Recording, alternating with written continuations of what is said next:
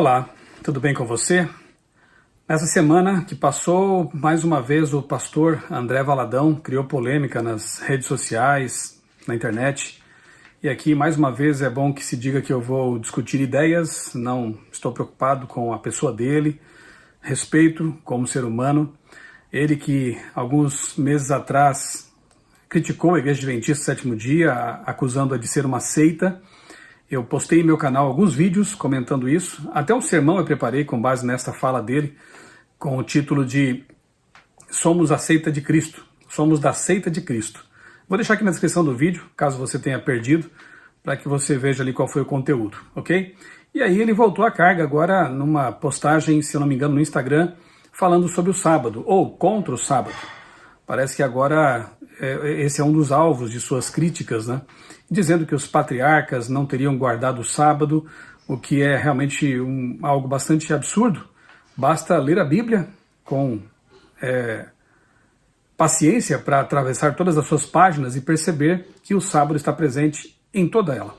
Você vê o sábado em Gênesis, na criação, quando Deus ele estabelece o memorial da criação, tendo ele mesmo descansado nesse dia, santificado e abençoado o sábado. Isso está em Gênesis 2, 1 a 3. Depois nós vemos o povo de Deus lá no deserto, guardando o sábado antes até do Sinai, em Êxodo 16, porque Deus assim os orientava com base ali na concessão do maná. O maná caía 6 dias na semana e no sétimo não caía. Eles podiam colher em dobro no sexto dia e o maná não estragaria para o sétimo dia. Uma lição clara e objetiva de Deus de que eles não deveriam trabalhar em seus trabalhos usuais nesse dia, porque depois o mandamento é dado lá no capítulo 20 de Êxodo, e eles entendem que o sábado é para descansar, o sábado é para reservar para uma comunhão especial com Deus, porque em 6 dias fez o Senhor os céus, a terra, o mar e as fontes e tudo que neles há. Então você vê que o sábado é vinculado com a criação, não com o povo judeu unicamente. Qualquer pessoa que queira guardar o sábado, você vê isso em Isaías 56, Isaías 58, até os estrangeiros que quisessem se unir ao povo de Israel e serem fiéis aos mandamentos de Deus, poderiam fazê-lo. Então nós vemos, sim, os patriarcas, os profetas, depois os discípulos, inclusive Paulo, após a ressurreição de Jesus, né, após a morte e ressurreição de Jesus, guardando o santo sábado, os mandamentos de Deus. Nós vemos Jesus fazendo uma profecia em Mateus 24, anunciando que lá na frente, 30 anos depois, 40 anos depois, o seu povo ainda estaria guardando o santo sábado. Vemos no Apocalipse que o povo de Deus nos últimos dias guarda os mandamentos, Apocalipse 12, 17, 14 e 12, e os mandamentos na Bíblia não são outros, senão os 10 mandamentos. Não há outros mandamentos na Bíblia. Lá em Tiago 2,10, o autor fala que não adianta você guardar a lei e ser infiel em um ou outro ponto, né? E, inclusive ele especifica ali quais são os mandamentos ao citar alguns dos 10 mandamentos. Enfim, temos também o Sermão do Monte, em que Jesus amplia o sentido da lei, menciona ali pelo menos uns 2 mandamentos, ao falar do não matarás e não adulterarás, dizendo então que mandamento é esse que ele estava ampliando. Nós temos os mandamentos de Deus e o sábado presentes em toda a Escritura. Eu vou deixar aqui na descrição também para você um vídeo em que eu analiso esse assunto em mais ou menos 1 hora, faço um estudo ali que atravessa a Bíblia, mostrando então a verdade do sábado permanente e jamais tendo sido alterada por ninguém, muito menos por Deus que deu a lei. Então é bastante estranho ver um pastor usando suas redes sociais, a sua influência para atacar a lei de Deus, atacar algo que é sagrado, atacar um mandamento da lei de Deus que é sagrado, o memorial da criação, um mandamento que, segundo Isaías 66, continuará sendo observado pela eternidade na nova terra. Ele vem do Éden e vai para o Éden restaurado. É um mandamento que antecede o pecado e continua após a história do pecado ter fim. Ele não está relacionado com o cerimonial do templo, né, do santuário. Esse sim, que tinha lá seus sábados que caíam em vários dias da semana, em dias diferentes da semana, e que eram cerimoniais, porque estavam ligados ao ritual do santuário, que foi estabelecido por causa do pecado, e que em Cristo teve seu cumprimento, e que quando o fim do pecado estiver decretado, quando Jesus voltar, realmente ficam para o passado. Já o sábado memorial, o sábado da lei moral de Deus, melhor dizendo, o sábado da lei moral de Deus, ele vem da eternidade e vai para a eternidade como a lei de Deus, que é tão eterna quanto o próprio trono de Deus, ok? Outra fala do pastor Valadão que causou polêmica essa semana foi a de ele ter dito que os pais não deveriam enviar seus filhos para a universidade, porque lá, infelizmente ele usa uma expressão assim, né, as mulheres ficarão rodadas, como se todas as moças que vão para a faculdade se tornassem promíscuas, e os jovens perderão a fé, abandonarão a fé e se tornarão ali corrompidos. Bem, o que os pais não devem fazer é não preparar seus filhos para a universidade, para este mundo. Na verdade, antes até de enfrentarem um campus universitário, os jovens enfrentam os conteúdos no celular, num tablet, nas séries, na mídia. Então, nós não podemos blindar, colocar os filhos numa redoma e impedir que eles tenham contato com este mundo, com a cultura que os rodeia. Nós temos que fornecer a eles o ferramental, digamos assim, teórico e experimental necessários para que eles possam enfrentar esse mundo e ser uma luz no mundo.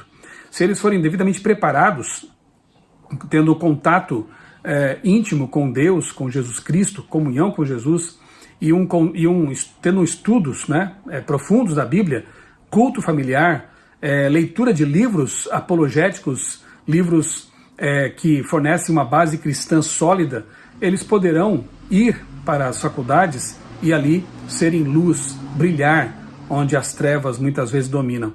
Eu me lembro quando eu mesmo passei no vestibular para jornalismo na Federal de Santa Catarina, eu era recém-convertido, morava lá em Criciúma e me mudei para Florianópolis para cursar ali a minha faculdade de comunicação.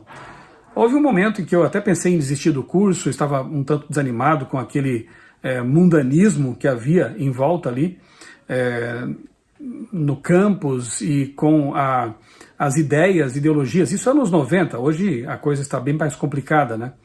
Eu compartilhei isso com um amigo que era formado em teologia, ele vivia de vender livros usados, ele tinha um sebo ambulante lá na universidade, e eu conversava com ele de vez em quando, compartilhava minhas preocupações, e um dia eu falei para ele que eu estava pensando em desistir do curso, talvez mudar para São Paulo e cursar teologia, e eu estava na metade do curso já, e ele me disse algo de que eu nunca me esqueci. Ele falou: Michelson, termine seu curso, você está na metade já, você poderá ser um pastor jornalista. Ele estava quase profetizando e eu nem sabia, né?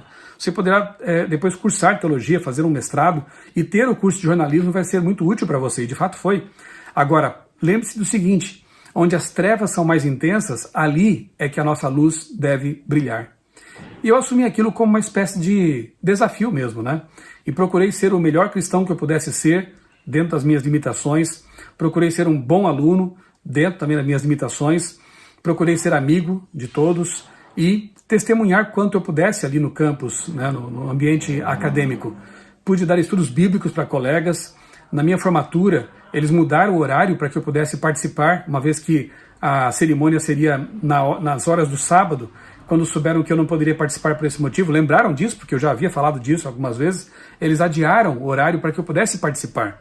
Isso me deixou muito feliz. Eu entreguei livros para todos os meus professores e colegas, enfim, aceitei o desafio daquele meu amigo e pude me formar e ser um jornalista dedicado a Deus. Não fuja do ambiente acadêmico, não fuja dos desafios que a cultura impõe. Prepare-se para isso. Seja uma luz onde as trevas estão talvez até predominando. Não fuja dos desafios. Imagine se os cristãos, os primeiros cristãos, fossem se isolar do mundo porque o Império Romano, pagão, idólatra, estava dominando a cultura naqueles tempos. Imagine só o que seria do mundo sem os pregadores do primeiro século, sem os cristãos fiéis ao longo do tempo, das eras, dos séculos.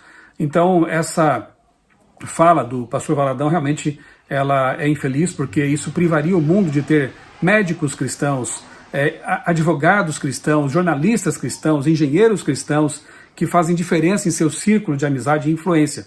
Repito, não prive seus filhos do estudo, de avançar nos estudos acadêmicos, mas os prepare devidamente para isso. Que eles estejam à altura do desafio e ali sejam uma luz.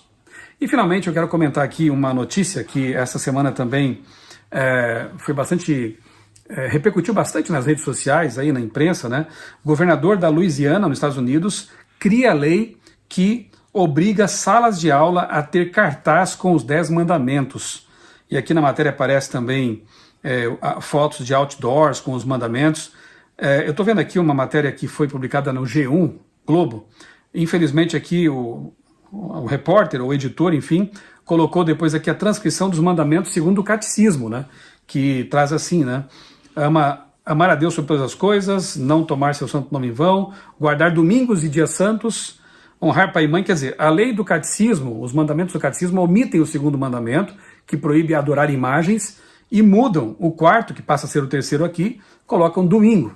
Mas se você for à Bíblia, e o governador da Louisiana, ele não vai, obviamente ele não pega ali os mandamentos do catecismo, que foi uma escorregada do G1, ele está se referindo aqui aos mandamentos da Bíblia mesmo, né? Os 10 mandamentos, que ordenam, inclusive, guardar o sábado como dia de repouso. Só que a gente sabe que para muitos norte-americanos evangélicos, quando se menciona ali o sabá, eles estão, na verdade, entendendo ser o domingo, né? Enfim, mas deixando essa questão aqui de lado, o que me chamou a atenção e me fez discordar de alguns que estavam comemorando, até que bom, a lei de Deus colocada em escolas públicas, a lei de Deus por lei sendo colocada ali na Louisiana. Nós, adventistas do sétimo dia, valorizamos a lei de Deus, como você bem sabe. Guardamos o sábado, isso faz parte até do nosso nome denominacional, do sétimo dia. E claro que seríamos os primeiros, talvez, a ver com bons olhos isso, né? A lei de Deus exaltada, mas não deve ser por decreto. Lembra quando em Daniel, os três jovens hebreus ficaram em pé, firmes ali, e testemunharam de Deus? No fim, Nabucodonosor fez um decreto para que todos adorassem o Deus de Israel. Quando o Estado se intromete em questões de fé, isso não dá certo, isso não é bom. Ao longo da história, quando vemos ali o Estado e a Igreja juntos, de mãos dadas, sempre houve intolerância. As religiões minoritárias sempre sofreram. Pessoas foram presas, perseguidas por discordar da Igreja Romana quando ela estava de mãos dadas com o Estado, pelo menos por mais de 1000 anos proféticos ali como estão em Daniel e Apocalipse. Então, isso não é bom. Nós, adventistas, ao mesmo tempo que valorizamos a lei de Deus, também valorizamos a liberdade de consciência, a liberdade de culto e a separação entre Estado e Igreja. Não importa se elementos da esquerda ou da direita, quando se aproximam da religião para ter benefícios, para conquistar votos, isso não é bom, nunca será. Essa mistura é deletéria. E é lamentável quando nós vemos políticos se valendo da religião como um instrumento para conseguir ali apoio popular. Isso é muito ruim. Então, valorizamos separação Estado e Igreja e entendemos que uma lei como esta aqui, do governador da Louisiana, ela acaba violando o princípio do Estado laico, que é algo assim bastante valorizado também pelos pioneiros americanos, né, pelos protestantes. Não quer dizer um Estado ateu que promova o ateísmo, não, um Estado que promove a liberdade de culto, a liberdade de crença, a liberdade de opinião, a liberdade de você cultuar a Deus segundo a sua consciência. Mas quando um governador, por lei, obriga as pessoas a ter ali os mandamentos, isso pode criar até uma antipatia para com esses mandamentos, para com a palavra de Deus, para com o Deus da palavra. Então, é preocupante, né? E nós temos visto realmente uma onda de conservadorismo religioso avançando ali sobre os Estados Unidos e outros países também. Eu até já gravei um vídeo aqui no canal sobre isso, né? O mundo vai para a direita, e isso, embora pareça à primeira vista algo bom, porque eles vão valorizar ali os bons costumes, são contra o aborto, contra as drogas, mas essa união, repito, entre igreja e Estado, ela é nefasta, ela é perigosa, e será um ambiente desse tipo de religiosidade, de imposição de leis, não a lei de Deus, mas finalmente uma lei dominical, que vai finalmente cercear por completo a liberdade daqueles que adoram a Deus e seguem a sua palavra, a Bíblia Sagrada, não se dobram às imposições da besta, de Apocalipse 13. Um cenário assim é que vai realmente favorecer finalmente uma legislação dominical. Uma lei como essa pode ser até um mero ensaio para isso, né? Impor uma lei religiosa por decreto pela justiça, né? Mas adiante nós veremos isso acontecer. E não será a lei dos 10 mandamentos, não será o sábado bíblico, né? Mais uma vez será o domingo, que é o mandamento espúrio, é a mudança feita aí pelo poder humano e o diabo por trás disso, é que vai ser imposta. E aí as pessoas terão que decidir se seguem a Deus e sua palavra ou ao Estado e ao poder religioso que estará de mãos dadas com ele. É isso. Que nós tenhamos discernimento suficiente para navegar nesse mundo complicado, que sejamos luz por onde Deus nos colocar, seja no campus universitário, seja numa empresa, seja numa viagem, por onde passarmos deixemos um rastro de luz e brilhemos para Jesus onde estivermos. E com respeito, com paciência, como diz ali 1 Pedro 3,15, né, com mansidão, respondamos a esses que têm nos criticado, nos chamado de seita, atacado os mandamentos de Deus, as verdades bíblicas, que nós sejamos aqueles que vão dar a resposta certa, com conhecimento de causa e com amor, paciência e respeito. É isso que Deus espera de nós. Deus nos ajude a enfrentar esses desafios dos últimos dias. Um abraço para você, Deus abençoe grandemente a sua vida e também a sua família.